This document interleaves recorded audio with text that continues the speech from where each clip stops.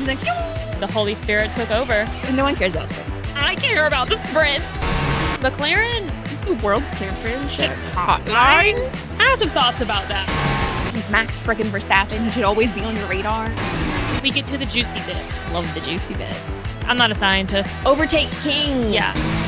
That restart, by the way, from Oscar Piastri. Cheeky. Diabolical. There's been lots of drivers. It's hard to keep them all straight.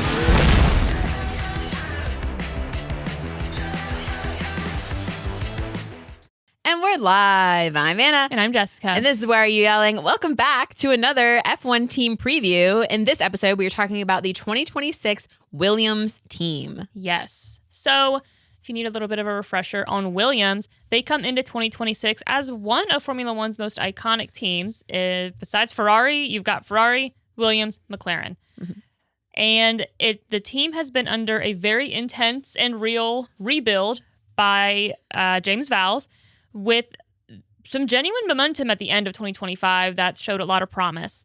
Now, our drivers are Alex Albon and Carlos Sainz. Team principal is James Vowles. And the big question heading into 2026 is, can Williams carry that end-of-year momentum from 2025 into 2026 after after some hiccups and disruption, and get up to speed quickly enough to stay in the midfield fight? So looking at sort of last season, what went right, what went wrong. So they did finish P5 in the constructor standings last year, which is incredible for Williams. Mm-hmm. And, you know, the first time I started paying attention to Formula One was probably in 2020. Mm-hmm. And that was through Drive to Survive. Yeah. And my introduction to Williams was with the 2018 team watching Drive to Survive. Yeah. And they sucked. Williams was back of the pack. Not scoring points, hadn't scored points in a while, was looking pretty bad. And to see the turnaround from that 2018 season to 2025 is incredible. I mean, it's only, 7 seasons? I mean, it's just been insane, the amount of progress that they've made, especially under James Vowles. Yeah. Who, for those who don't know, comes from the Toto Wolff school of team principling. So, you know, he knows a little something about what he's doing. Yes. So P5 last year was their best result since 2017. Nice. Yeah. And they scored 137 points across the year. Carlos Sainz delivered Williams' first podium since 2021, which was a P3 finish in Azerbaijan. And he added more standout results later in the season, including podiums in the Austin Sprint and Qatar. Alex Albon was a major points contributor early, with one of his strongest starts to a season before Sainz fully settled in. Yeah. So it was a scenario that Williams seemed to be another team that didn't necessarily have a number one or number two driver. And there were moments throughout the season where one or the other would shine. The issue I found was both of them being able to consistently shine together and both have good weekends together consistently. It did feel sort of like if one was shining and the other was not. Yeah, and there was I want to say, if I'm remembering right, there was like a string of like bad luck for, I think it was Carlos early in the season, where like it was things outside of his control kept going wrong. And he kept leading to like not good performances. So speaking of what went wrong last season, even with that big step forward, the midfield remained tight, meaning that the small execution misses still mattered a lot from week to week, which, you know, James Vowles preached over and over again last season that, you know, they knew the rebuild effort for Williams was a long-term project. Yeah. He accepted the role as team principal knowing that. All their backers understand that. Mm-hmm. And so they're really focused on getting the processes and procedures correct. Yes. And anytime they make a mistake, we learn from it and we don't repeat it and we move forward. Yeah. So I feel like he's cultivated a really good like team atmosphere and mindset about what they're trying to do and trying to accomplish, which I really admire. And I think that he's very well spoken. He conveys very clearly what he means. Yes. And like, it's a Williams team that I could get behind supporting. Like, not to mention, I just like Carlos. You know, he was with Ferrari for a long time. I love him as a driver. I think Alex Albon is one of the most underrated drivers on the grid. Yeah. I think he's very good, but has just been not able to really show it a lot. because I mean, he's besties with George Russell, and he came up with sort of he's a little bit older than that sort of group of drivers, but he's still right there with them in terms of skill level, I believe. Yeah. So very excited to see what they can do going into this season. But yeah, so the sort of defining storyline for 2025 is sort of Williams' comeback year, and now the 2026 reset asks whether that progress was the start of something that they can actually keep building on and sustain, or if they were just kind of finding their groove and then the regulations the new change just kind of set them back, which I feel like might be more of the case. Hoping not, because James Vowles was the one that kept saying, we're focusing on 2026, we're focusing on 2026. And I'm like, why have we got so many problems in 2026? Yeah. You've been focused on it so much. So our driver lineup has not changed since last year. Alex Albon and Carlos Sainz are still together for 2026. We did have some issues with the winter prep, which you'll get more into in detail. But basically, Williams skipped the Barcelona shakedown due to production delays after pushing hard on performance under the new regulations, which I don't really know what that means. Yeah. The phrasing is a little vague and a little unclear, intentionally so, I'm sure. Yeah. But James Vowles has framed this as a part of a broader transformation. So pushing limits, finding pain points, fixing them quickly, rather than staying, quote, comfortably underneath the curve. Yeah. So I like his framing. Yeah. He's like, listen, we just had to do what we had to do. This is what happens. He said these aren't just setbacks. They're proof that what we're doing is actually working. Exactly. That our rebuilds is actually changing stuff because stuff is now going wrong. And that's what happens. If you just stick to what you've always done, you'll never change. And now they're changing, and it's going downhill. Hopefully not for long. Hopefully. So, how have the new regulations looked like for Williams with this preseason testing? Like we said, it's kind of mixed. The overall impression is it's honestly not looking great. A lot of people have them as... I mean, they're fighting between who's going to be last, Aston Martin or Williams, which sucks, but that just seems to be how everything has fallen. I mean, like Anna said, they missed the Barcelona shakedown. And they did come to Bahrain focused on making up mileage and establishing a clean baseline. But I mean, they were already, like, now you're already on the back foot. And I don't know. They did finally pass the mandatory crash test, and they the bare minimum passed the crash test. Like, like they finally did it. Yay. Step 1 achieved. Everybody else is on step 15. Yeah. What are we doing? Williams, what are we doing? They passed that. And one of the big things I keep hearing is how overweight this car is. Like, not just by, because everybody is like, it's not everybody, but there are other teams that are, dealing with that as well. But they are apparently over. Like, they are like obese, not just chubby. You know what I mean? So that it's like they have a pet dog or a pet cat, and it's not that they're just getting treats every now and then. Like, it's concerning. They need to go to the vet. Yeah, like it's not great. Okay. So the first test they had in Bahrain, it seemed like a strong recovery when it comes to mileage. They ended the day with 145 laps. Most of actually any team on that particular day, with Vowles saying the car had no vices and the balance felt like it was at a decent starting point.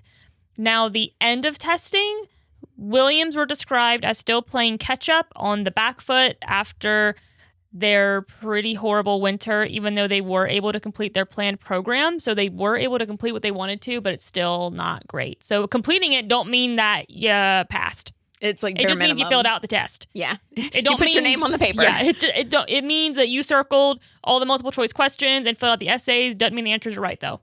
So that seems to be where we're at with Williams. It's a hot mess. So looking at what the team has said publicly, James Vowles said that skipping Barcelona was incredibly painful, but the result of pushing the limits. He said there were 0 points for a cold shakedown if it compromised spares or updates for Bahrain, Melbourne, and beyond. He said that the team is trying to move faster by pushing boundaries, finding pain points, and fixing them, but admitted they're still in a halfway house where humans have to bridge system gaps when delays hit, which that sounds exactly like something he would say, the way that that's phrased. Yeah.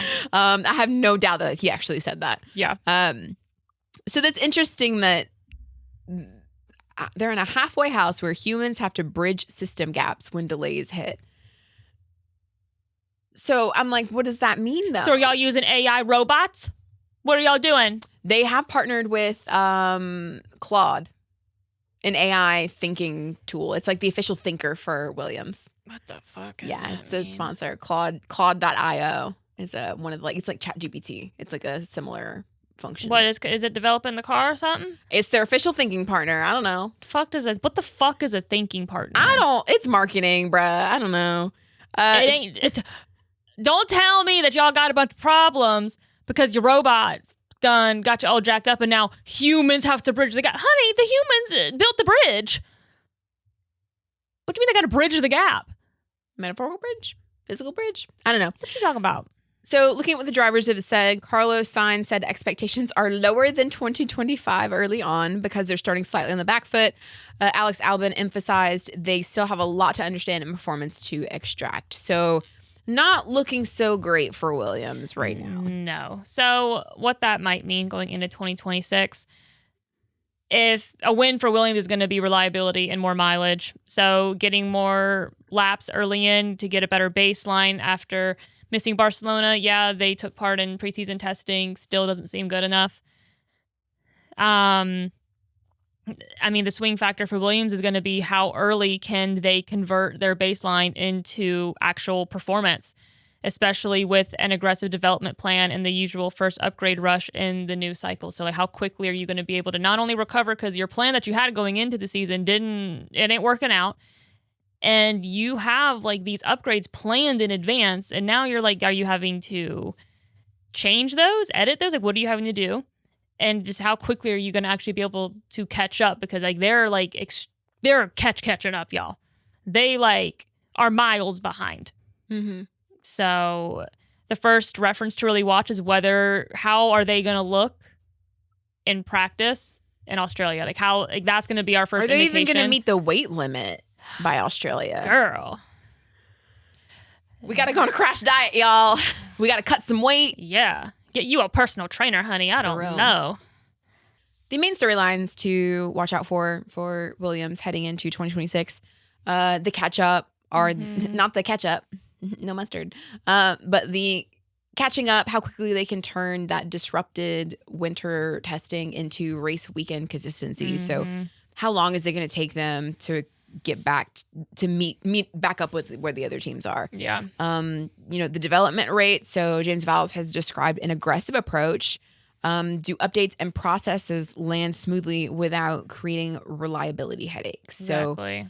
So, at what point do you have to sacrifice growth for consistency and reliability? Because it's all fine and dandy to keep pushing to achieve more and keep growing. But growing comes with pains, like he has said. And at some point, you got to let me not hurt for a weekend so I can heal a little. Yeah. So we'll see if how that metaphor plays out. Exactly. And then looking at Carlos Sainz and Alex Albon and their pairing as teammates for a second year. So can they consistently convert opportunities when the midfield inevitably bunches up? Yeah, that's a good point. Yeah. So a quick little recap. Basically, Williams, the testing fairy tale sucked. It was a nightmare, actually. It was the opposite of the story you would tell your kids at bedtime. Because if you told them this, they would have nightmares. So it was not great. They are delayed but determined. Okay. So, like we said, that's our motto. Yeah, delayed but determined. They missed Barcelona, but they piled on a bunch of miles in Bahrain, and they sounded positive by the end of everything while admitting they still are running, and they're just getting their inhalers out anytime they think they're about to have an asthma attack, and they're just having to do and then keep on going. No stopping. We can't stop. Get them puffs of albuterol. So the listener question, and the question I'll pose to you is, what is going to count as an actual strong start for Williams after we know all these problems, right? So at this point now, we can't even compare what they did in 2025 to what we can expect from them here. So we know, I don't think they're going to be matching what they did in 2025 whatsoever, at least not anytime soon. So what do you think Williams can accomplish in Australia that would count as a strong start for them at this point? If they can finish the weekend, not be disqualified for being overweight, and not finish dead last. Yeah. If they give me like a 17th and 18th, I'll take it. Mm-hmm. P17, P18, okay, that's a start. We're not disqualified. That's also a start for being, for being overweight. If we can get through the weekend and not damage the cars or not have reliability issues, I will take that as a win for Williams. Yeah. I think a win for Williams for me at this point would be, obviously not getting disqualified. Like you said, I'm just going to need to see some times. You're going to have to be the middle. If a win for me is you're not last place, basically, like you said. I mean, I just based on what we've saw. So I'm like, having to erase all of 2025 at this point and the promise that showed. I mean, if you are the second team, great. Yeah, second to last. Yeah, so. I mean, we know it's not a driver problem. No. We know and have seen what Alex and Carlos can do. At this point, it's all about the car and it's all about the developmental team. Like, honestly, that feels like a really consistent point for all the teams right now, is that the spotlight is truly on the engineers and the, guys and gals back at the factory and the leadership. Yeah. That seems to be, to me, where the focus is on, and the determining factor of how successful they're going to be. It's not the drivers. No. The drivers have very little to do with winning at this point. Yeah. Which is weird. Especially right now, though. Yeah. So what do you guys think? What are you going to need to see from Williams? What would you consider a strong start from Williams? Let us know in the comments. And that'll wrap up this team preview. But don't go anywhere, or do, because you can click a video. It should be popping up on the screen right here. We are doing previews for all 11 teams on the grid. So you can watch this video or go to the playlist that we have on our channel, watch another team that you're interested in. And till then, we'll talk at you next time. Bye. Bye.